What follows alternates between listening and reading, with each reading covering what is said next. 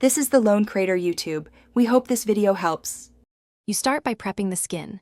Clean the area with mild soap and water and pat it thoroughly dry so moisture doesn't trap product. Once dry, perform a small patch test on your inner forearm and wait 24 hours to confirm no irritation. When clear, dispense about 0.5 to 1 ml of Kerasol F lotion and apply a thin layer to the affected spot.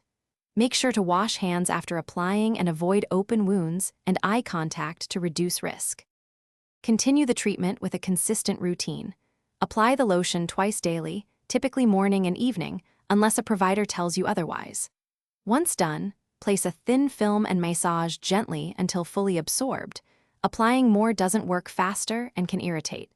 Make sure to use a clean applicator or your fingertips and wash your hands afterward. If clothing will contact the area, allow several minutes to dry to prevent transfer. Keep a simple log to track progress and timing. As you finish, complete the full course as recommended even if the problem seems better. Premature stopping can let symptoms return. Store the lotion at room temperature, away from heat and direct light, and ensure the cap is tightened after each use to preserve potency.